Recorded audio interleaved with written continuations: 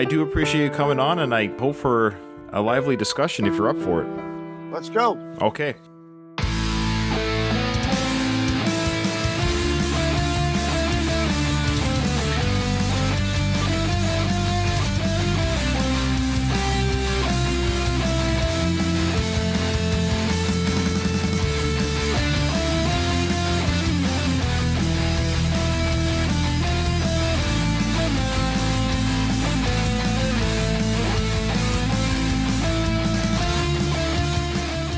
Welcome, everyone, to Going the Distance, the Rocky Series podcast. I'm your host, Ryan, and we have a very special guest with us today. He goes by AJ Benza. For our Rocky fans and Sylvester Stallone fans, they'll probably best know him, if you're a fan of the franchise, of course, of his role of LC Luco in Rocky Balboa, the kind of sleazy, or whatever you want to call it, sketchy manager for Mason the Lion Dixon. AJ, welcome to the show. Hey, thanks a lot, man. I prefer sketchy over sleazy, though. Sketchy's better. my apologies. I don't know why I said sleazy. No, it's okay. When Stallone put that together, he was looking for an East Coast, fast-talking, slick type of guy. I actually lucked out because I can do that guy. I can act and be that guy in a second. But I was helped out with the agent, the NFL agent. Oh, God, his name escapes me. But that particular day, before I had my side to go read for Stallone, this agent is on TV. He represented Terrell Owens. And this was during Terrell Owens is on his front lawn working out with weights. His agent's there. God, if his name slips my mind. But every time the press just gathered around Terrell Owens' lawn and driveway. And every time they asked him a question, all his agent would say is, next question, next question. I looked at this thing and I said, okay, that's the guy I'm going to play. I took that attitude into the reading, and Sly liked it because up until then, he had thought and had already tried to cast Mason Dixon's complete team as all black. Oh, okay. And it didn't work out. He told me there was a line out, a line of people out who came in with crazy suits and chains, and he said he didn't like the way it looked. And then he figured he'd go maybe Italian, East Coast, and not black. And here we are. I spent 4 weeks on the shoot in Philly, Las Vegas, and Los Angeles. And it was obviously a dream come true for me. I had met Sly 10 years earlier. I flew down to Miami when I was a gossip columnist, and I was told he needed some help with an issue that was happening, something that had to do with some girl who was talking a bunch of crap. And I went down to Florida, and I went to his house. We had a beautiful day together talking, and we had a lot of great conversations. And I was able to fix the situation for him. And I didn't talk to him again. We just never crossed paths. Then 10 years later, I get this call to read for the movie. And as soon as I did, the next day he called me back in. He had me in mind. And right after we done the audition, he took me in to the hair and makeup trailer. Nobody was there. The movie wasn't in production yet, really. It was just casting. But he started taking scissors and a brush and cutting my hair the way he wanted to do it. And that's the kind of hands-on type of guy he is. He had to cut my hair. Not that he cut a lot, but he wanted it a certain way. He put gray paint on the sides with a spray can. Oh. He was like adamant about getting this guy right. He's meticulous about that kind of stuff. Before you got the role, what's your fandom of the Rocky franchise? I mean, you said it's a dream come true, and to go into acting, into movies. Of course, the Rocky franchise is huge, so this would be good for anybody. But were you a fan of the Rocky franchise before filming? You're asking an Italian kid if he was a fan of Rocky Balboa? Well, are you crazy? But let me just do a disclaimer here. I've got so much I want to say, AJ, because I've done research on you before you came on, and I didn't know what I stumbled on. Mm-hmm. Like, I looked at the cast list. I said, this guy, when I watched the movie, of course, I've seen it many times, I said, this guy seems like a character. Like, I know you're playing a character, but I'm like, who is this guy? And I look you up, and I thought, I wonder if you're going to come on the show. And I saw you do a podcast, and then I listened to your podcast. Let me just say, so your podcast is called Fame is a Bitch. Mm-hmm. I love it, by the way. I literally, thank you. I'm not just saying that because because you're here. I just probably wouldn't bring it up, or I'd plug it, not say anything about it. But I truly do. I think it's right. Now, I got a question for you about your podcast. Do you take notes? A lot of it is shooting off the hip. Initially, when I first started the podcast, I would almost write out the whole show. It took me hours to get a show right. But I wanted to begin my career, so to speak, I don't like hearing podcasts sometimes that are just filled with a lot of ums and ahs and guys going to YouTube and making comments about shit that I can't see. I don't like it. Like, as good as Joe Rogan is, when he's prepared, I think he's great. When it goes off the cuff for too long and they start talking about personal stuff and last night at the Comedy Cellar, and I lose it. So I wanted to have more. I just wanted to be more prepared. And since I'm a journalist, I obviously take notes and report on things. And since I also have a career as a television host, I wanted people to hear that voice, but much more raw. So now I just do a line and I'll know from that line, a bullet point, and I'll know from that bullet point where I want to take the show. But then there are some shows, honestly, the beginning that I'd written 25 pages and it's basically me reading it to make it sound conversational, but I've gotten away from that. So now it's mostly bullet points. And it's really great. Is there nobody in Hollywood you don't have a story about? No, I don't know what to say. That's part of the thing about me. I can't really encapsulate why I get to do what I do. But being a journalist since the 80s, when I was thrust into being a nightlife gossip columnist and going to every show and movie and premiere and LA, New York, South Beach, Paris, I met everybody. And it was a time of this, in my generation, where cell phones were just beginning to come out. There were no cameras. There was no Google. You really had to work to find out about people. And it gave me much better training as a journalist and as an interviewer and a conversationalist, because I did the work on most people. I stayed with people. I hung out with them.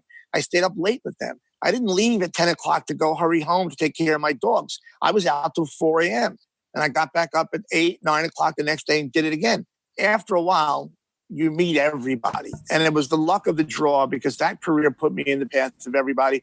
And then when you mix me going from journalism in New York to entertainment in California, now the people I know and meet and have stories about just quadrupled.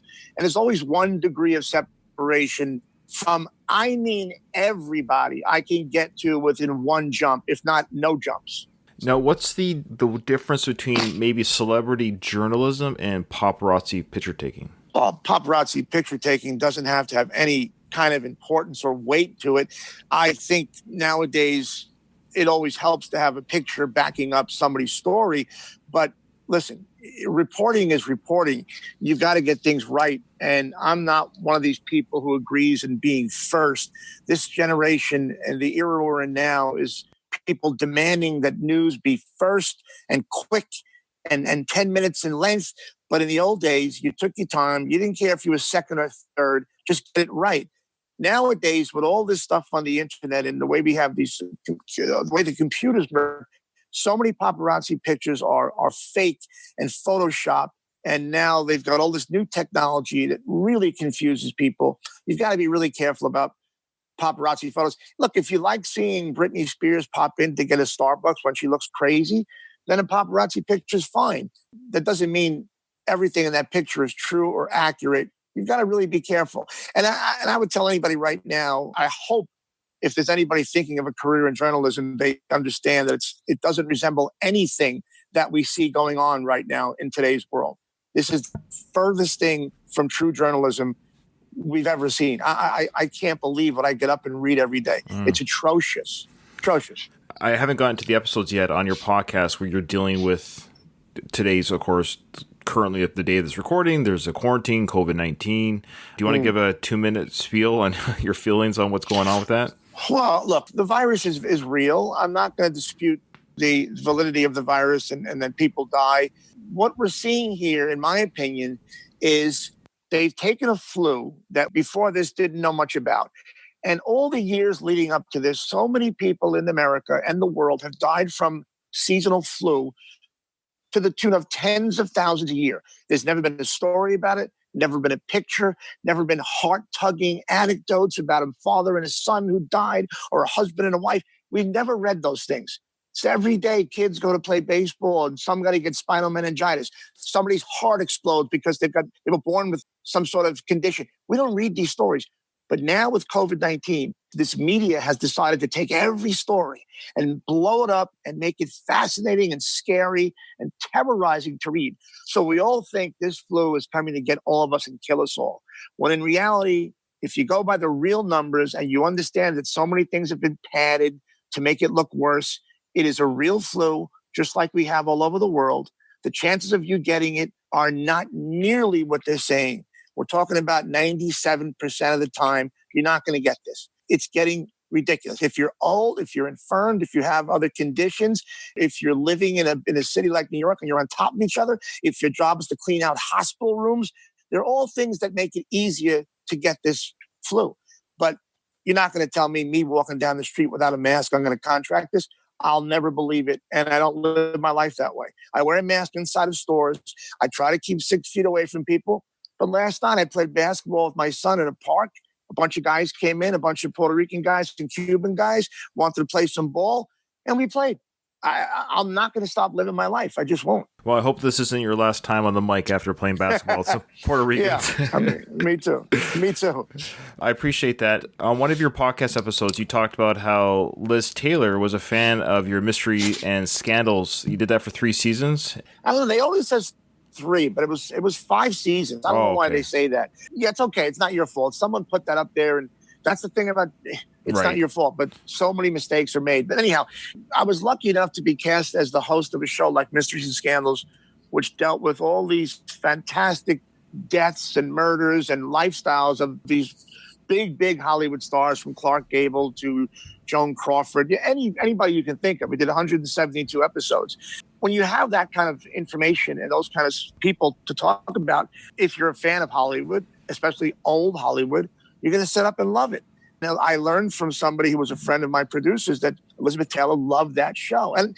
And subsequently, as I went around Hollywood and made friends with tons of people, Milton Berle loved it. Red Buttons loved it. So many old timers became friends of mine. I don't know how I went from running around with models in New York to sitting home with Red Buttons and watching boxing and telling old Hollywood stories. It was fantastic a time for me. It was great to hear at the time that Liz Taylor loved it, because I'm a huge fan of hers. As the show got bigger, I would go on airplanes to travel, and guys like Joe Pesci or Russell Crowe would shout at me, "Fame ain't it a bitch? Fame is a bitch." They would just say it. So I realized this show is really catching on in the zeitgeist of the culture at the time. I mean, Saturday Night Live had me on an anniversary show with Jerry Seinfeld and David Bowie to do 2 sketches where I just said "Fame ain't it a bitch." The Family Guy portrayed me on an episode. I had myself portray me. The Sopranos put me on and had Tony Soprano watching my show one night in his room. Okay. It was mind-blowing. I loved it. Of course, I read about the Howard Stern incident. Sure. I talk about everything. I don't walk away from anything. I'm an open book. I mean, everyone knows Howard Stern. I've listened to some of his stuff. It's all right, but he was the original shock jock, as they said, right? And he kind of paved the way for satellite radio. And we can all appreciate the idea to not be censored and the fact that he paved that way. How did you end up as a guest on his show? Like, you were a recurring guest on his show, or? Yeah, I did his show about 100 times. I was a fan, like everybody else was. I was a fan since the 80s. And well, as I started writing gossip, I was going out every night, and I don't know, one day I was motivated to call into the show. I'd already had a year or so under my belt as a columnist, so I'd put Howard in my column and written about the show. So one day I called, and he took the call. They put me through, and he was like, "AJ Benza, gossip writer," and a friendship was born. And then I snuck into his birthday. He used to have big birthday parties in Central Park. I snuck in one day. I met some people at the show, and they liked me, and they said, "Hey, whenever you want to call in, here's the number." And it just became an easy thing to do. So once my career blew up, Howard wanted me on the show a lot because he liked my authenticity, the fact that I didn't hold back. I could hang in there and take it. I never shied away from a question. And I made him laugh. That's the most important thing. When you're doing the Howard Stern show, you just get mesmerized.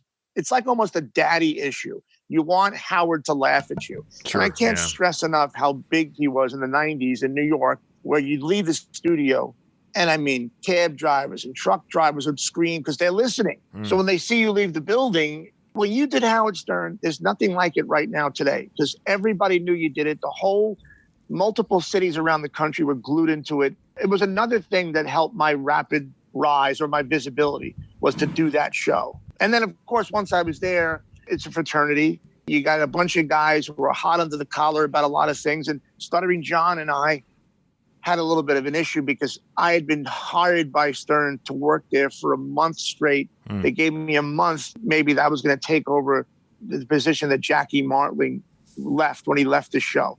And that was a big thing. I didn't think it was a job for me, but I liked to be there for a month. I was promoting a book. John kept giving me crap on phone calls coming in. I couldn't talk about why I was mad because the E! channel had just canceled my talk show, but I was being paid a lot of money not to talk about it. So I was really getting built up. And then that's when I said, one more bad call and I'm going to go smack you. And he put one more call in and I went in the room and smacked him. And it was caught on camera, obviously. And it became one of the biggest Stern episodes. Donald Trump called in at that point, but that was the first time he called in when I was there. The second time I threatened to kill him because we were dating the same girl. Howard will tell you, even in his book he wrote, those appearances were top 10 appearances of all time. People always talk about them.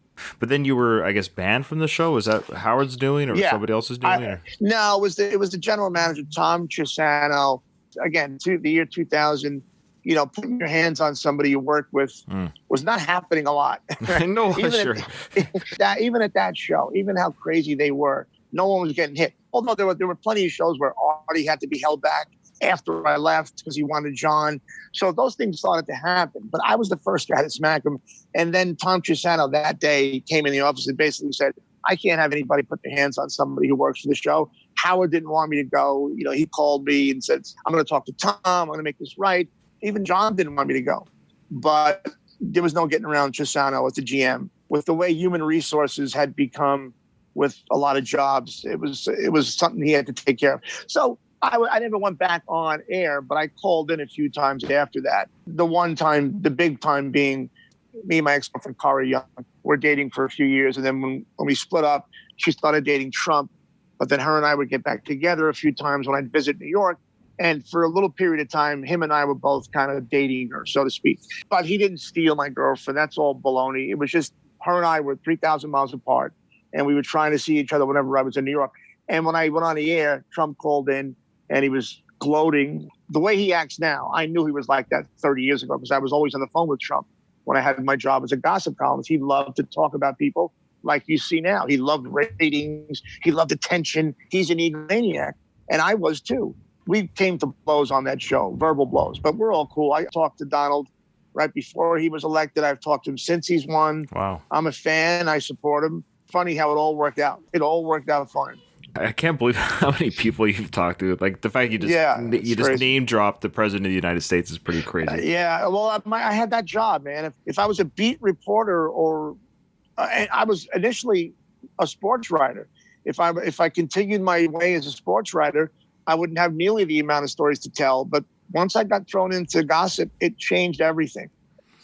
Now, there's one piece of work here that you did. And I'm trying to get all the stuff that you kind of led up to the Rocky Balboa is what we're doing here. Mm-hmm. This year, your kind of work and exposure, which even when I look at it, I'm like, I don't get it. I don't get how you ended up on Rocky Balboa. You were a host for the Playboy Anna Nicole Smith documentary. Now, right off the bat, I mean, in 2000, she was an amazing specimen of a human being, wouldn't you say? Yeah. Yeah, she was the most beautiful girl. I mean, right up there. When I first met Anna, when she was in Playboy, and I had been sent to cover I did a lot of Playboy writing. I wrote for Playboy magazine, so I was very close to Playboy. Hugh Hefner was a friend. I went to the mansion 100 times. I wrote a lot about Playmates, and Anna Nicole Smith was somebody up close and personal, way before the drug issues, was just painfully beautiful and sexy. Mm-hmm. And I treated her right, respected me. And when they made this video, I was just a logical guy to call in and narrate it. It wasn't like a big job. It was a one-day job, but I know that whatever it is, the VHS and DVD is out there. I think I have one copy, but that's something that helped propel me too. You had Anna Nicole Smith was a huge name that everybody was talking about, and her DVD comes out. I'm the guy hosting it. So I had these moments where I was very visible to people. And in this town, in Hollywood or New York, sometimes visibility leads to, well, not always. It always leads to possibilities of work elsewhere. And if you prove yourself when you're given the chance, and I'm not going to sit here and say I'm some terrific, wonderful guy. I definitely have a personality that's distinct I have a way of talking and acting. And for a while in the 90s and early 2000s, when it was kind of hip and cool and marketable to be Italian, to be kind of a tough guy, you had The Sopranos, you had Goodfellas, you had a lot of movies that were banking on, Donnie Brasco. A lot of it was about, hey, I want an East Coast type guy. And I flourished. Then that changed to, can we get Ryan Seacrest and blondish guys with frosted tip hair and more pansexual type men, or metrosexual, excuse me. Sure. And that became a whole different thing. So I was out and they were in. And that's just the way it goes. I wouldn't listen to a Ryan Phillip or Gosling, whatever podcast. I'd listen to yours. So if that's if that's any consolation. Yeah. Your first film role was a guest reporter on the Mel Gibson film Ransom. Did you get to meet Mel? Yeah. Or? Oh, sure. I worked with him for a couple of weeks. I met him before, and I've been friends with him on and off since. I haven't seen him lately, but like I said, I was very loud and visible, and I had a distinct personality. And for a while, I don't know if you heard of this show, way before TMZ, the E! Channel had a show called The Gossip Show, where a lot of journalists around the country were beamed on to a screen, and we would talk for 2 minutes straight about bits of gossip. And that's it. And I was on that show for about 4 years, and it really got popular. The E! Channel was something unlike it is now. In Hollywood, people kept it on all day long. It was entertainment news, and we live in the entertainment town of the world, but now it's different. So back then, people saw me on the E! Channel. It didn't escape Brian Grazer, the producer of Ransom, the prolific producer, was a fan of seeing me on the show. And his wife at the time, a friend of mine named Gigi Lavangi, who's a terrific screenwriter and author, she mentioned to him, you ought to get this guy in a movie. And he called me one day, and I thought it was a joke. I hung up on him because I knew who he was. And he called me back. He said, I'm not joking. I've got something in mind for you. I'm going to send some sides over for a movie called Ransom with Mel Gibson. I said, wow, it's terrific. And the sides were wrong. They came over as like some guy that works in a deli, had 2 lines. And I said, Brian, I'm not playing this role. He said, what are you talking about? I said, you're going to give me 2 lines? He said, no, it was a mistake. I'm looking for you to play one of the kidnappers. So I went, I read for that. I read for Ron Howard. And as I'm leaving, he said, hey, AJ, you can really do this. I said, well, I've studied acting. And he said, no, I'm going to get you in this movie. I think you've got something. If it's not a kidnapper, I'm going to put something in here for you. They put in a part about a reporter who had uncovered some dirt on Mel Gibson's character, some kind of fraud in the back or some kind of bribe. And I got this part. It's early in the movie. It's very early, but I had a bigger role. I had some scenes with Rene Russo that got cut out. That did really well. That was a really big hit movie. And that was when Hollywood.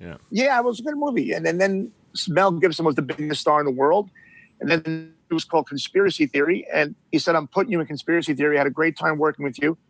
Got a trailer. A couple of years later, we're doing Conspiracy Theory in New York. And Richard Donner's directing. And I've got a trailer in the city. And me and Mel Gibson had a big fight, a choreographed fight in a Barnes & Noble in a bookstore because he was stealing a book. That got cut out. But it was a big part. It was a great part with Julia Roberts. I started to meet everybody. And then people started to say, okay, this kid can act. And then I always wanted to act. I studied acting, but I knew I'd get in it in a different kind of way. And then little movies would come around here and there. I did a lot of independent movies in between. You meet people, they've got parts with you in mind. And then suddenly, I hadn't done a movie for a while, and then Stallone, out of the blue, decides I'm going to have AJ Reed. Subsequently, I haven't a movie since then. I haven't tried to. I haven't gotten my agent to look for films for me. I've just been completely writing, and then I produced a movie after that. I've been away from acting, except I just did a gangster series called Gravesend. It's on Amazon Prime. It's only one scene, but I'm a regular in this cast if we get picked up for more episodes. I'm looking forward to that if it happens. If it doesn't, I'm happy writing and podcasting. Well, you do a good job of it. Now, I think we've teased our audience. We've teased them a little bit. Rocky Balboa. I'll tell you some great stories. I'll tell you the ones I like the best. I knew Burt Young, Paulie, for many years before I did the movie. He was a friend of a friend. I'd sit down. We'd have a lot of stories to tell. So I knew a lot of stuff about Burt Young. And Burt likes to drink. We had many nights we drank. I was friends with his daughter. So when I got to the set on Rocky the first day, I'm nervous. I want to do well. And the first day was we have a week of filming at Mandalay Bay in this boxing ring. And it was a week of 12-hour days. Most of it is waiting around. But Stallone would get there every day. And the first part of the day was him acting everything out. The scenes in the ring with Antonio Tarver were so meticulous and long. It takes forever. Then he would turn around with his directing hat and direct other people. He's tireless. I got a chance to see how it worked. Now, Burt Young, and there wasn't a lot of scenes in the beginning, so he was on set, but he would call me into his trailer to drink. And I'm talking 10 o'clock in the morning. I didn't want to drink that early. I didn't want to mess this up. But I did sit with him a lot. The most charming, I think, Sly was and is, there was a fight on HBO. We piggybacked off that fight. The reason why it looks so realistic is Sly was able to convince HBO to let us use their cameras and their footage. And all we had to do, well, it was a big order. After this big marquee fight, I forget who fought.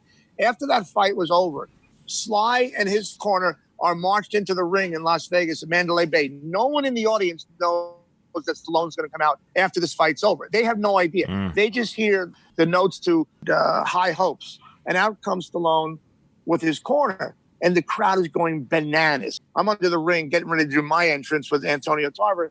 And Sly goes to the ring and they put cuts on him. They make his face look all bruised and battered like he just had finished the fight because that was his exit. Then I go out with Tarver and they're throwing ice cubes at us, cups. Everything you see flying at us is real. There's nothing fake about that. We make our exit. So when you see Rocky Balboa at the end and he's leaving the ring for the last time, we filmed 3 different endings. We filmed an ending where Sly won, an ending where he lost, an ending where it was a draw. We needed a whole week of work there. And a lot of times people would come during that week, whether it was Mike Tyson or Leroy Neiman. So many major stars would come to watch Sly direct. And I met a ton of people there. He was really careful about not letting the ending get out. I'll tell you 2 stories. One was petrifying. The other was calming. We're in Philly shooting the scene where me and my buddy Lou DiBella are trying to coax Sly to fight Tarver. We sit down in this little restaurant. It's a very small place.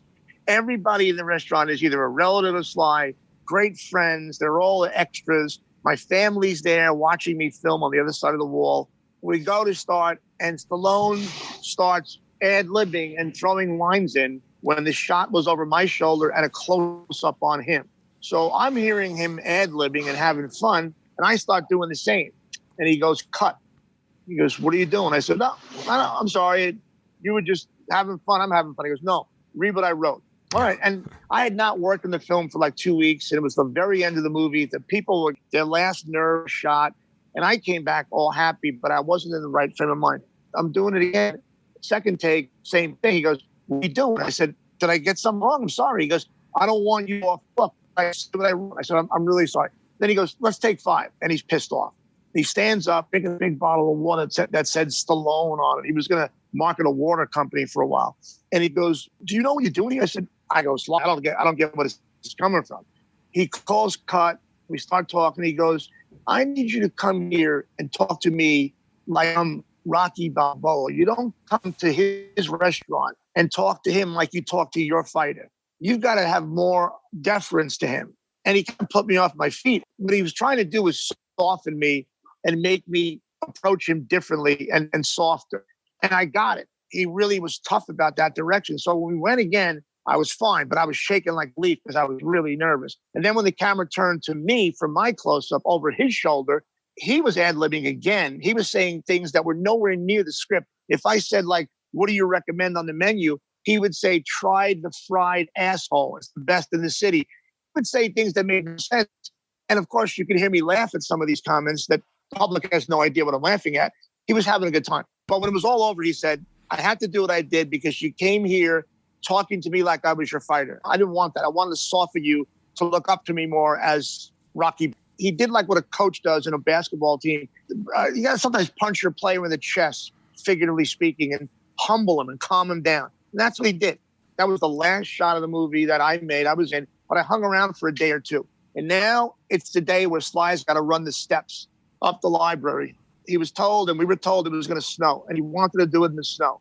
But unfortunately, that day begins, and there's no snow in sight. It's cold, but the sky is clear. And they're waiting to film, and they're burning money. And he's got producers going, Sly, we got to go. Forget the snow. He goes, no, it's going to snow. It's going to snow. And it's like 10 o'clock, 11 o'clock. Suddenly, swear to God, some dark clouds start coming over Philly. Everybody's getting excited, getting ready. Sure enough, here comes the cloud. He gets the dog, snow.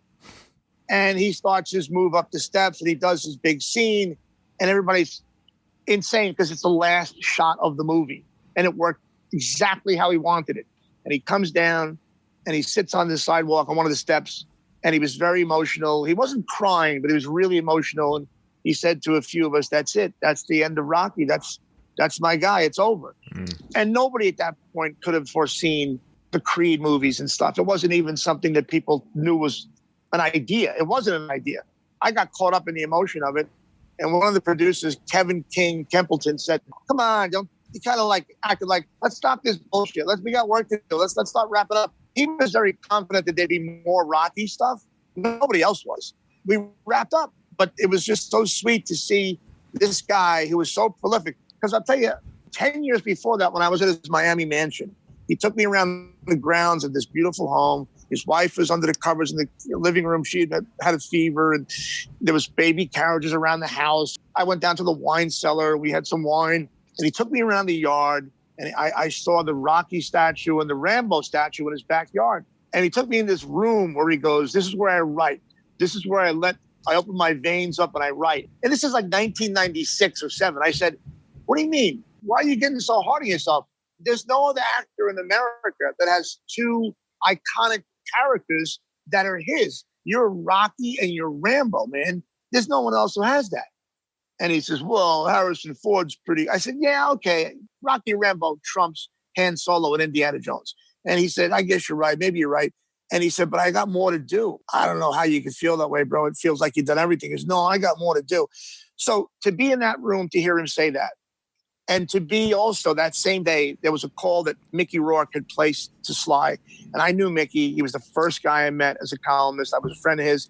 And he was calling Sly to see if there was work for him. Because at this point in his career, there was nothing happening for Mickey. And Sly was like, "There's something I'm thinking about." And he was talking about the Expendables. But it was so many years before it ever became a movie. Just to show you how long things take. He said, "There's something I'm putting together with a bunch of guys getting together, mercenaries. I'll let you know." This is 96. Wow. I didn't know that's how long things take in this town. Subsequently, I've written scripts. I've sold scripts. There's a script I wrote 20 years ago that's still being optioned left and right. It hasn't been made yet. A movie I wrote 15 years ago and was paid for hasn't been made. This shit happens all the time. Right. So I got to see a different side of Sly, a really sweet side, plus the side that makes him who he is, which is a workaholic, pragmatic, just has to get everything right, perfectionist. I don't respect anybody more in this town than him. That's awesome. My understanding is when he's on set and when he's directing, that he's the hardest working person on set. Is that true? Absolutely. To the point, there was a guy that had a job to do. I think he was a prop master or some crap. Sly didn't like him because the backstory was several years before that on a shoot, something fell and hurt the guy's knee or something like that. But this guy figured he could sue Stallone and the movie company and get money and this and that. He wouldn't stop. And it really pissed Sly off because when he's good to you, he's good to you. You don't double cross him. The guy took him to court. They settled. And the settlement was this guy's got to be the prop master on like the next 5 films. That was the settlement. We're on Rocky Balboa. I didn't know this yet, but this guy's job at one point was to throw in the towel in the ring. I think it was the beginning of the movie where the fighter goes down and you see somebody that Tarver was fighting and you see their corner, the guy's corner throws the towel in. That's all this prop guy did. Sly was busting his balls because the towel wasn't landing right. He made this guy throw the towel 27 times, 27 times to get the towel to land right. Now, I thought at that time, I said, this Stallone's out of his mind. This perfectionism and there's just insanity. But then I learned why he was doing that to this guy. So there's a method to all his madness. I saw his toe get busted in that movie.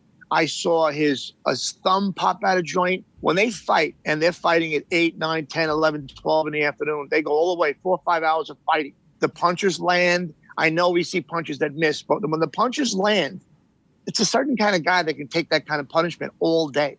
You're talking about a 4 or 5 hour workout. And then he goes around and becomes a director and sits in a chair and directs everybody else in a very soothing, calm voice. I haven't done 50 movies, but from what I've seen, I've not seen anybody like him. I've been directed by him, Mel Gibson, Ron Howard, some great people have been behind the camera with me, and they all have their styles. But Stallone's style, to me, no one else has the heavy lifting of being a fighter in addition to directing. The Rambo movies, he's got horses, he's scaling mountains. Right. I mean, he does everything. It's crazy. On our show, we've discussed, and we don't know the answer, so how would we? I'm just a nobody. But is there a correlation between Harvey Weinstein, Stallone, Copland, and Stallone not able to land roles after Copland? I don't believe so. Okay. I don't believe so. Harvey was a good friend. I know that's controversial to say, but I supported him through a lot of his troubles. I didn't know he was allegedly raping women. I knew that Harvey had girlfriends, etc. But anyhow, when Stallone did Copland, everybody saw this as a way for him to move out of movies that he writes and directs and become a really good character actor. Harvey gave him that chance because he liked Sly, etc. I personally liked the movie. I remember going to Harvey after I went to the premiere and I said, I loved it. And he goes, I don't know if it landed right with Sly and De Niro. I said, I like the way it worked. He said, it's a little bit off. And really, I don't know what happened, but I know that everybody enjoyed him being on set, but I don't think anything bad happened. I think it was very evident that there were a different caliber of acting, Stallone and De Niro. And sometimes two people like that. And also Sly was very dumbed down in that movie. He had an issue of being deaf in one ear. He had to be a kowtowing type of person, which is not the kind of man he is. So I think he was playing way off type. And it was a little bit too parallel to Rocky Balboa maybe. And for those reasons, it may not have worked in people's mind. I think it soured people on the idea that Stallone would just go be a terrific character actor in other people's material. And I'm glad it happened because I think he shines the most in stuff that he writes and directs on his own. Did De Niro and Sly not get along? Is that what you're saying? Or? No, because they went off and did Grudge Match several years ago. Yeah. Say what you want about that movie. I mean, look, if you're Sly and De Niro, two guys who've done boxing movies brilliantly, Raging Bull probably better than any. There is not a boxing movie better than Raging Bull. It's a class. Those two guys have such a work ethic. It was fun to see them on screen together, even though it was a silly comedy. They have admiration for each other, but they just do two different things. Stallone is a much more immersed actor in the part. De Niro's never written and directed something of his own. He directed A Bronx Tale, but he didn't write it. Sly seems to flourish when something comes from his head and his heart. He just finished a screenplay the other day. He's got something lined up, but he just finished something the other day. He's still going in his late 70s. He just can't stop. Well, the reason why I asked is because from Copland, it was nothing like he did straight-to-video stuff, the Driven and ICU, Avenged and Angelo, and it wasn't until, again, Rocky Balboa, ironically, which gave him, I almost call it like it's his third career. I feel like he's had three different careers. But you don't have any idea, was it just bad timing with audiences and scripts, or... He took some beatings for Rhinestone and Throw Mama from the Train. Not Throw Mama. What the hell was that movie he did? Stop or My Mom. Stop. Yeah, Stop My Mom Will Shoot. He did a few movies that did horribly. It was becoming like laughable. And the more you're in this business, it happens to people. Look, if Mickey Rourke died after Diner, Hope at Greenwich Village, and Angel Heart, he'd be James Dean. But Mickey Rourke has lived on to make a ton of bombs because he doesn't have the good sense of saving money. He's explosive on set. He gets in fights with people.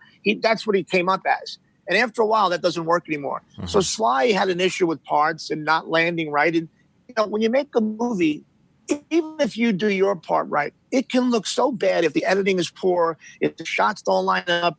There's so many things that go into a movie that, I'm sorry, it could land with a thud. And too many of his didn't make money. And in this town, it is more about the money than anything else. If you come off a couple of bombs and the people who put 30, 40, 50, 60, $100 million behind you don't get their money back, they're not going to look at you again. They don't care about Rocky. They don't care about the stuff before that. It's all about what have you done last week.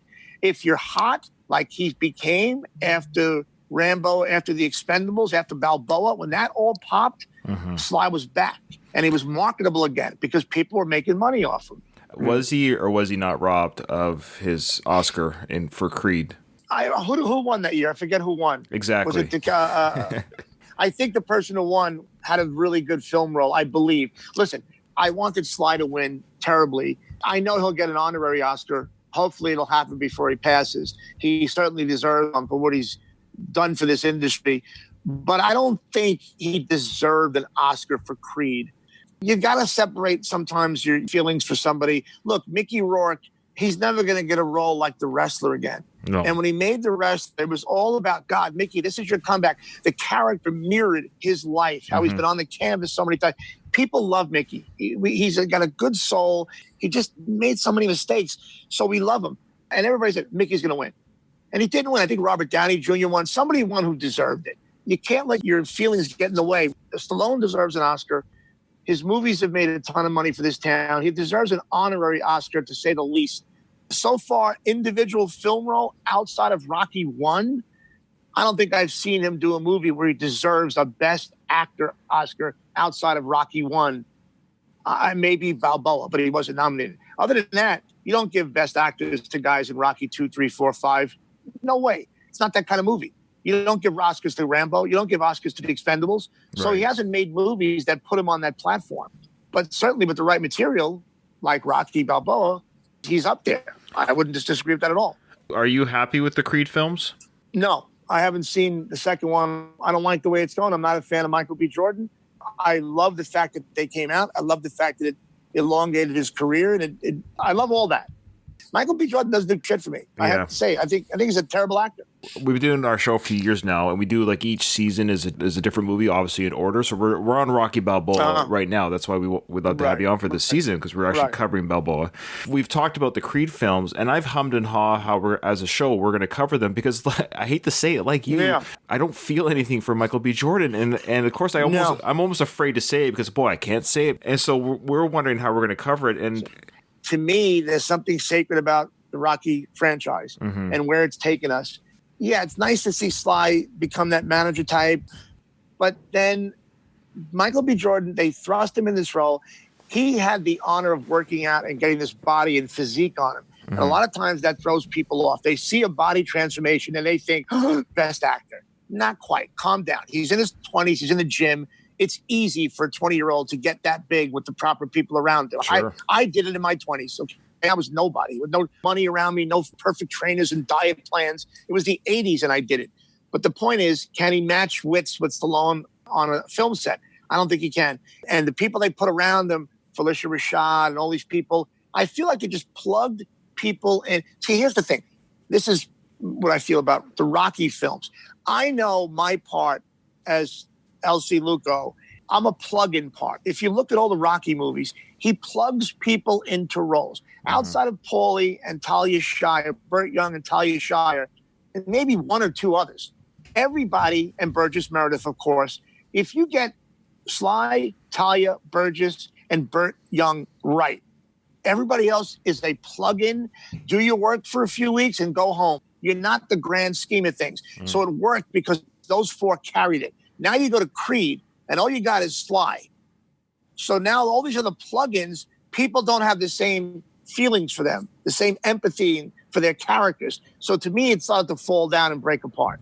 Do you feel Sylvester Stallone's happy with the Creeds? I don't know personally. I haven't talked to him about that. I think I know he was generally overwhelmed with, what's his name, wanting to make the movies. Coogler having this design, this idea. Sly had heard no on Rocky Balboa for so many years. He was told no, no, no. It only changed when I believe one of his movies did okay, and he went back and said, look, I wrote this. Adrian dies, and I think if we attack it that way, it can have something more of an effect on people. And suddenly people started listening, and they liked the idea of a Rocky on his own. When Coogler approached him and said, look, I know how to do this, he let him have carte blanche, and he sold him on the idea. It was very flattering for Sly to have that kind of attention from this young upstart filmmaker to say, here's what I'm going to do. I don't think any one of us would have turned it down. It wasn't because he needed money, but it's flattering. And it's a chance for this series to go on. And who knows if it's going to be over. You never know. I don't think he'll want to see much more of it. I mean, I don't think there's another one on this thing. It can't be, right? I mean, it's over. I've heard rumors he would like to do part 7. He wants to close the character on it. You don't think he wants to close the character on his terms? Would be my understanding. I guess so. I mean, look, at this point, there's certainly an audience for it. This COVID-19 stuff changed everything. People are not going to go to movies as much. We don't know when we're going to sit in a theater with 300 people. Who knows what's going to happen? You don't make the same amount of money on video on demand as you're doing a theater ticket. Right. So all these box office numbers are going to be stilted and not really accurate. Who's to say if they'll do it again? If they see there's money in it, they'll write a check and he'll cash it. Once you start living a certain lifestyle, it's tough to take some steps down. If they offer enough money, well, why not at this point? No one's going to say, oh, it ruined his legacy. His legacy is intact. Right. He is Rocky and Rambo. He's the most prolific guy in this town I've ever seen. So nothing's going to harm him, I don't think. Once you get a taste of that lifestyle, it's very tough to step back and be a regular person again. Look, right after Balboa, a Sly got busted with hundreds of vials of human growth hormone when he went to go make Rambo in Myanmar. Now, everybody always surmised that he was probably on something. Who could be that big in his 60s and 70s? Well, first of all, he works his ass off. He is in the gym. So you have to work out. You don't just get a shot and get big. Those drugs, you have to work out. Yes. So, look, our NFL heroes do it. Our baseball heroes do it. I loved Roger Clemens. I loved all those guys, Mark McGuire. I don't care. To me, they're on a different pedestal. If they need to do that to keep me interested in their lifestyle, I don't want to see Rocky fighting at 182 pounds with my physique. I want to see him a beast. I want to see these guys on the WWE looking like they're looking. It's all a show, and I'm a fan. So I don't hold that against him. But then there are different areas that some of the stars go to that are very dangerous. I think Sly he's far away from that stuff now. When he was the hottest actor in town, the things that come across your desk, just to go off topic for a second, if you're watching the Last Dance documentary about Michael Jordan's last year at the Chicago Bulls, fantastic. It's on my queue. Oh, my God. Yeah. Well, I'm not going to spoil anything. It's not even a show. No. I knew him as such a prolific gambler. I was always at the Knicks games, and Michael was everything back then in my tenure as a columnist. And there are deals that Michael Jordan has been presented $100 million for 2 days' work. And he'll look at his agent and go, nah, I'm not doing that.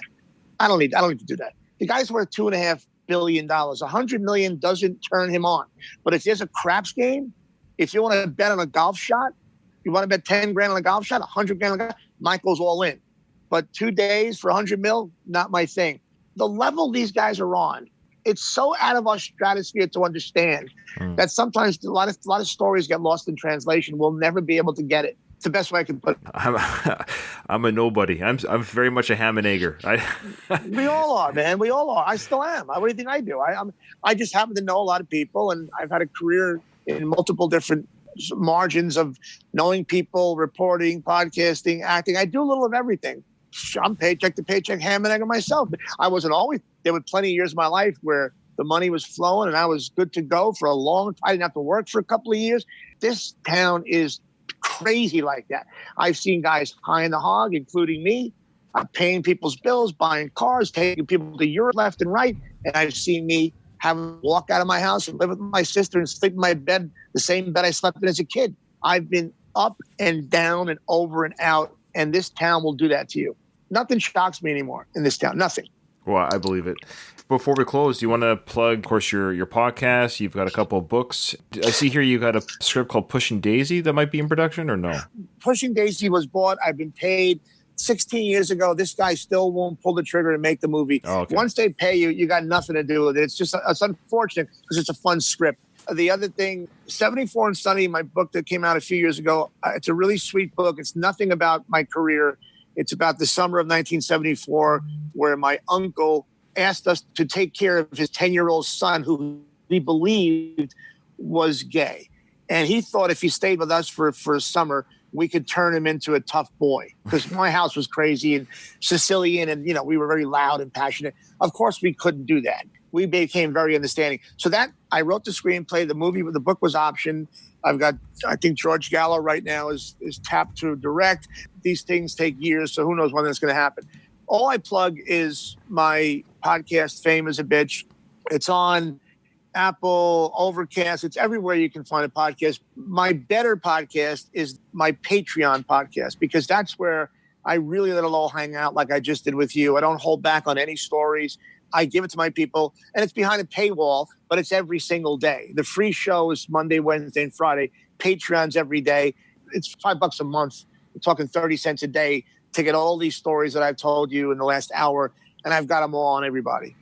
That's amazing. Like I said, I just started listening to your podcast, and I'm enjoying it. I really am. Well, I'll tell you people, go to patreon.com/fame-is-a-bitch, and you'll hear everything I've ever learned, saw, heard, and know about everybody you find fascinating. Well, AJ, it's been an absolute pleasure, and I appreciate you taking a chance on a low hanging fruit. Don't say ham and egg. We're all ham and egg. Some of us are using better ham, but we're all ham and egg. Don't worry about it. Okay, you're a good man. Thank you, AJ. Thanks, pal. Talk to you soon. I hope so. Thank you. Sure.